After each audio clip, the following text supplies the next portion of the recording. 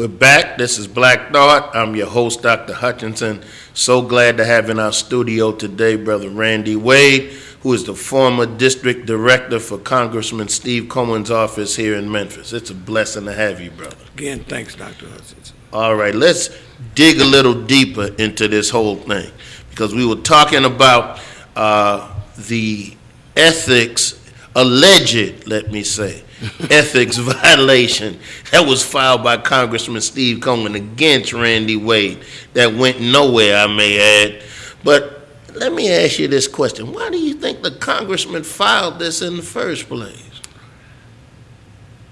I told the local station several months ago when I left the office, I could feel the tension between he and I.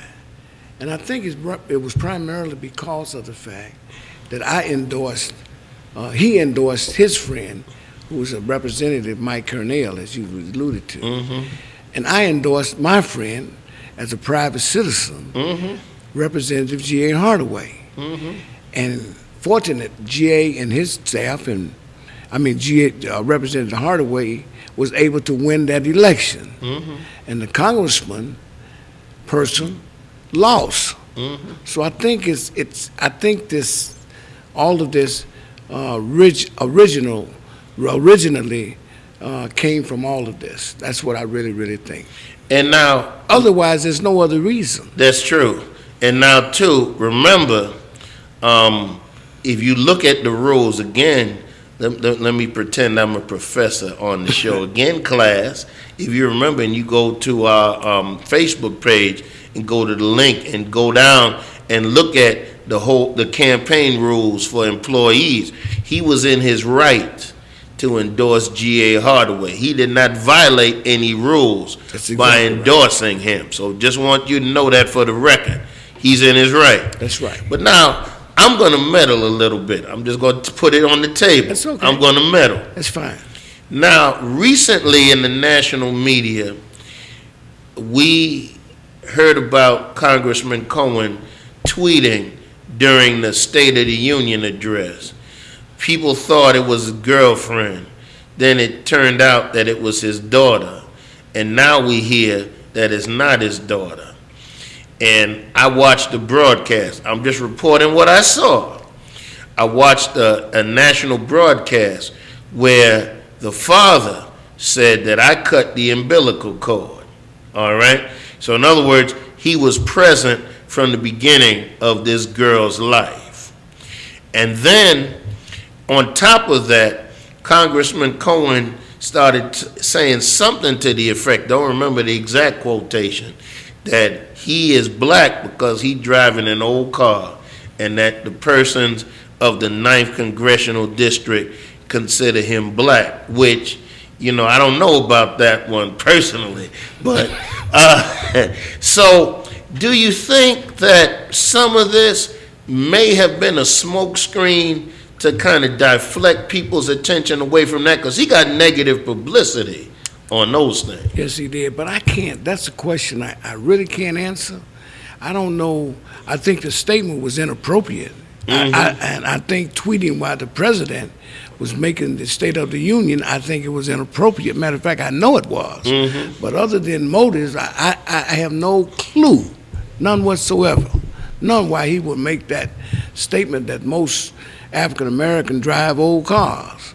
That's something you may want to ask the congressman. I'm not going to touch it. Well, I would dare say that the congressman is probably not the greatest fan of mine. And I won't get into why I can say that. We may talk about that off camera, but he's not a great fan of mine. And it's not because anything that I did, but I just know what I know. But now let's get into something else. How do you meet Congressman Cohen, and then how did you get to begin to work for him in his office? Well, the congressman, years ago, he was the legal advisor for the Memphis Police Department. And he was a county commissioner. He was a judge. And I kept up with him, but it wasn't that we were very, very close. We were just associates, Mm-hmm. all right? And as time progressed on, young man made the scene named Penny Hardaway. He was very close to me. And when the congressman decided that he wanted to run for the 9th Congressional District, there were 17 or 18 African Americans that was in that race. And he squeaked through because they had they all divided the vote. Right, so they hurt themselves. So in the meantime, while all of this was going on, I was down in Florida with my friend Penny. We were together golfing and just having a good time. So I get a call from Minerva Junnigan. Randy, where are you? I said, down in Florida. I'm over here in Windermere with Penny, Anthony. And anyway, she says, we need you up here. And I said, what is the issue? We got a good man that's running for Congress. And they said, who? Steve Cohen. And I, at that time, told Minerva that I didn't want to get involved in that campaign. Then Minerva tells me that Maxine and I, we want you back into Memphis to come and help us.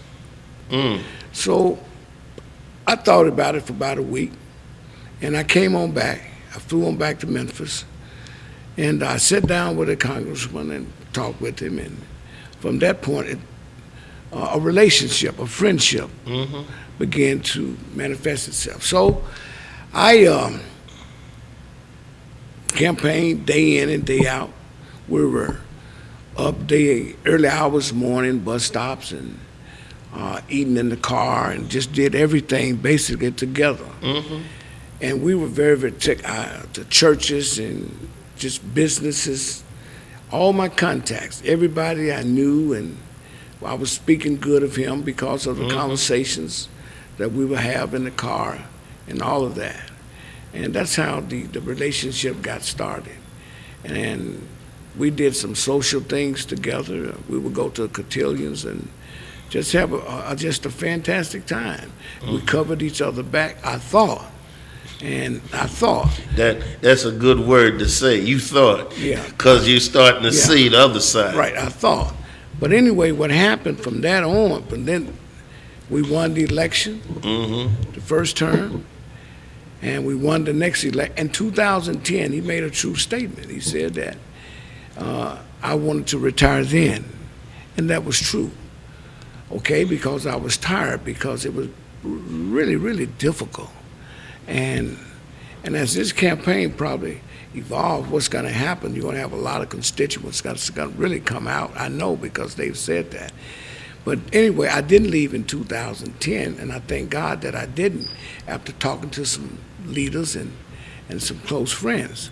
And the reason I said that is because I was able to make retirement. And so what I did, I worked for 6 years, and then I brought back my military time, which was 4 years, which gave me 10 years. And you were able to. And I was able to retire on 10 years based on my last 3 years of salary, which was $90,000 a year. And I get happy when I don't blame you. I'm getting happy for you. So God is so great and good. So that's how it happened. But at the end of the day, me working there, some good even came out of it, even if someone tainted my name, tried to taint my name. Okay, but now we may get slightly controversial as we go forward, because it's going to be hard not to be quite candid with you. Yes, sir. Thank you. Quite a few people that I've talked to, if I call their names, you know them. People that have gone on and crossed the Jordan River, people that are still in the land of the living, were once avid supporters of Steve Cohen. And now they are in the camp that wants to see Steve Cohen, as we say in colloquial language, go to the house. In other words, be gone from the sea. Let me paint the picture this way. He was asked, I know, from several issues. I'll name two. When it came to the Department of Justice and juvenile court, that whole piece, he was asked to chime in. He said that was a local issue. when the charter surrender was up for Memphis City Schools, he was asked to chime in. He said it was a local issue. And people were offended, and quite frankly, I was offended, especially with the last one, because we elected you locally. You didn't get elected by folk from in Uzbekistan or Kazakhstan or somewhere like that. You got elected from Memphians. So every local issue in your district is your business. So that's hard to stomach. And then when it came to you in your last sheriff's race, first of all, there are people in the African American community that can't stand each other but who love you. And they'll unite behind you. Where they can't get together on anything else, they're going to unite behind you. So I'm not asking you to say anything that would make you uncomfortable, but I got to ask this question. Why do you think that there's such a, I don't want to say a mass exodus, but people just changing their mind about Congressman Cohen? Because here you are, in some ways, you know, you've changed your mind, others have changed their mind. Talk to us about that. I think you know why, the reason I changed my mind. Mm-hmm. I think that other people that I've talked to actually have changed their mind. And they're basically saying that there is not a connection with the congressman at all. And I asked the question, why do you think that? And one gentleman in particular said that he does these tele-town hall meetings from Washington, D.C., and he's not hands-on anymore when he and I were beating the blacktop. Mm-hmm. So he has slowly, but I don't think he's able to see it. He has slowly disconnect with the district. And I think that's why you see the exodus. I think that's why people are basically leaving. And also people have told me, and I've said this to him, and what I'm saying on your show, that you have to start meeting with the constituents more. I even met with his treasurer, who was Henry Turley, and I said to him, he has to start meeting, come into the office and meet with his constituents. And I think that's what you're seeing. And several people have said, even Reverend Tapkin said he came to my office several times, and did not get an opportunity to see him. So I think that's has begun to mushroom, and people are talking about that. And I think too, and I want to get to this, and you know, you may or may not want to even broach this, but I have to go here. When we look at that last sheriff's race, one of the things that hurt many of us, and some people have told me they heard this come out of the congressman's mouth, that when it was time to investigate what happened with the election, because you remember when there were a lot of improprieties that were alleged with the election. How well I remember. Yeah. And matter of fact, you remember I was probably one of the first people I ran to find you. That's exactly right. Had you come by the church, we in the second Sunday breakfast, we broached the issue. Yes. You know, people knew about the cause. They contributed as private citizens to the cause. Right, they did. And in all the rallies, I made sure that I made them. You made right? them. You were there. But then in the midst of that, the congressman was requested to do something. And the congressman did nothing. And many persons said that they heard the congressman say that he was going to do nothing. Now, that was a hurtful thing. Yeah, now that's the first I've heard that, okay? If I recall, I think he wrote a letter, a letter to the Justice Department. Okay. I think he wrote that, a letter. If I recall, I'm certain that he did. Okay. All right. So I have not heard that he said that he wasn't going to do anything. But we never got a response back from the letter. But the bottom line, what it sounds like, and I'm talking now. I'm not gonna put you in this spot. But my issue is, he wrote the letter, but then he didn't. It sounded like he didn't follow up. It sounded like he didn't push the issue. This is me talking. This is not Randy Way. That's what it seems like, because let me segue into something else so you can see where I'm going with this. Please. You were his face, you were his voice, to the point where in many major functions in Memphis, when he didn't show up, you spoke for him. You were his entree into the community. I know when he came by my church, you were right there next to him.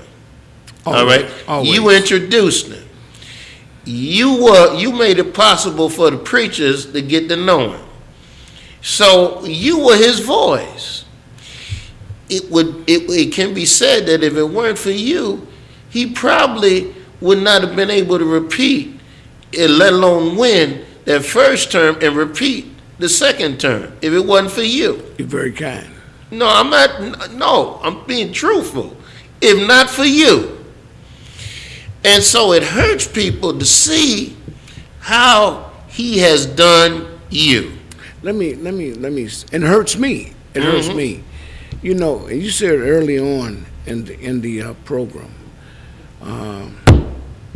that some people tried to paint the picture, two friends falling out and all of that.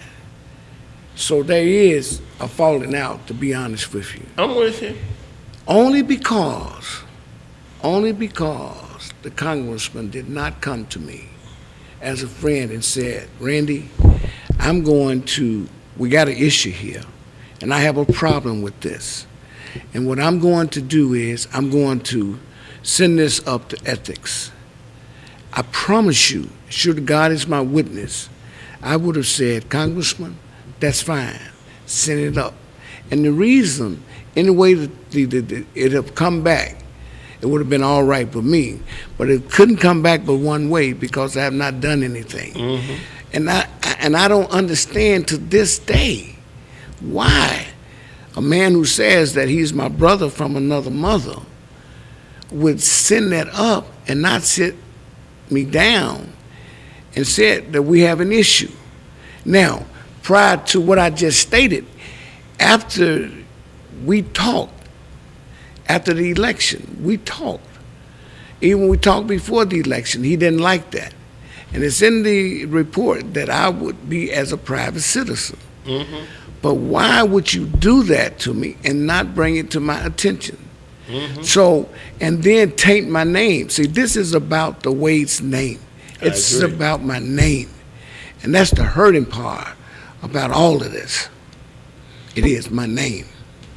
I worked hard for my name, to do the right thing, to love people, respect people. That's right. It hurts.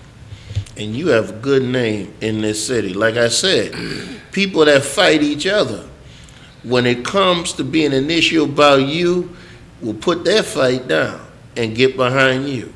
I saw it happen when it came to that sheriff's race, that the whole community said, we're going to rally behind him. And I'm so thankful.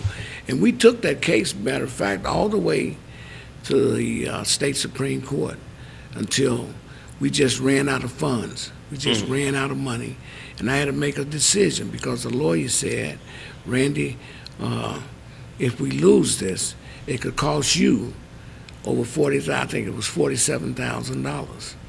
And at what had happened in the lower courts, I wouldn't take that chance. I just couldn't financially take that hit. So I had to bite the bullet. But we know what happened. We know what the truth was about that. And I still have to reflect back because it was Bill Givens, the Attorney General at the time, held a 4-year complaint charge of people voting twice in the election prior to. He held it for 4 years and released it before 10 days, and they got indicted, saying that people had voted twice. And that was designed, I think personally, to affect the outcome of the election. And that's what happened. and a lot of people who came to vote for us, or whoever they were going to vote for, they were turned back and didn't get an opportunity. So I was sitting down, and my wife and I, we were discussing this, and I said, why? It appears that I'm a target. It appears that. And it's very difficult to find who toes did I step on for telling the truth, being the person that I am. But it appears, because I say that, now I understand, as of 2011, the state legislature, they passed a law that says that within the last 10 years to run for sheriff, you now must have 3 years of consecutive law enforcement experience. All right? That affects me directly. A lot of legislators and other folk are saying that that's the Randy Wade's bill. Right. And I went to Nashville to address that, and Representative Hardaway and I went to committee, and he withdrew it because we're going to go back in November. Because what happens is, you mean to tell me that not only just me, and I'm just speaking for Randy Wade, you need to tell me that I've served my country, I've been to Vietnam, gave quality service, honorable discharge, 25 years of law enforcement service, impeccable record, 6 years in a congressional office, and now you tell me you changed the qualification and I can't run for sheriff. Wow. But however, I can run for president. Now that's interesting. It is. I had to make that point since you opened that window. Well, I appreciate that, because now, as we move toward our close, I really want to put the foot on the gas, so to speak. Now, this whole issue of you and the congressman in this way really, raises the question of, is this just about noise generation? I'm talking broadly now. Or is there something else at stake? Because we know that election season is hitting next year. And we know that there's a buzz for two reasons. First of all, you are no longer attached to the congressman at the hip, so to speak, right? Right. You're no longer his right-hand man. So that's number one. And then number two, because you were so close, it appears that this may have been an attempt to keep whatever voice you may have out of the fray so that things can move on. So now we have a scenario in which people are talking about his replacement. So now, what do you see? Do you see that happening? Do you see there being a people's convention, so to speak, of looking at who could be a candidate to unseat him? How do you, let me say it this way. I know I'm a pastor, but I'm going to say it this way. How do you read the tea leaves, so to speak? Well, I think that when you look at the movement of our country, with the first African-American president, and everybody said that it was a fluke, but that wasn't true. He came back and he won again. But that tells me, I'm looking at the trend of our country. I think that there's a movement in this community for a replacement, all right? I think that because of the fact of the disconnect, I think that there will be a movement related to a people's convention who will have a consensus candidate. That's the only way that it will happen. You can't have 17 or 18.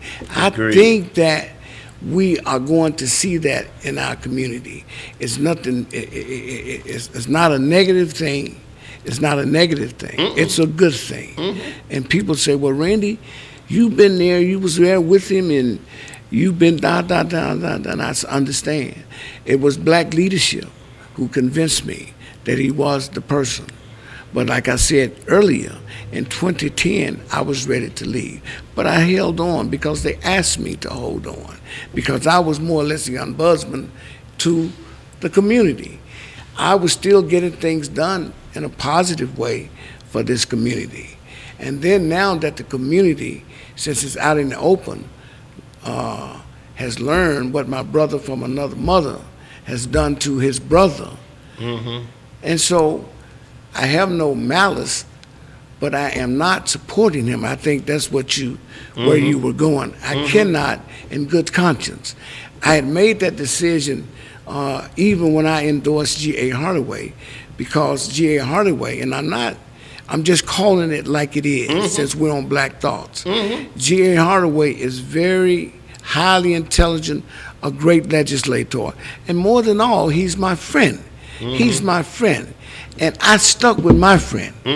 But on the other side of that coin, my friend, who I thought was a congressman, didn't stick with me. He put politics before our friendship, and that's what divided the bond between us. So he chose that road for himself. So we have to see, basically, Doctor, what's going to happen. Again, I want to make it crystal clear, in good conscience, I'm not that kind of person. In good conscience, a hypocrite, I'm not. I couldn't do it. I cannot do it. Then after what happened with the conference in GA won, and I began to feel, and I said, Congressman, you are a congressman of a district that's predominantly African American, and you don't need to get in that race. Just stay out of that race. But he had the right, the same right that I had, to endorse his friend, and I'm not angry with him. I'm really, really not. I can't receive blessings or whatever. But however, I was very, very hurt that he would place politics above our friendship. Well, my brothers and sisters, you've heard it. You've heard directly from Brother Randy Wade. I know you'll probably hear from him again. Of course, you know, even outside of this issue, you have a carte blanche invitation to be here. Thank you. But there's a lot that's getting ready to happen this upcoming year. And I want y'all to be clear on something. First of all, this is not a situation where there's some noise made about this particular issue and then things go away. We have to start talking now about what the 9th Congressional District will look like in the future. Secondly, 28 of y'all can't run for the seat.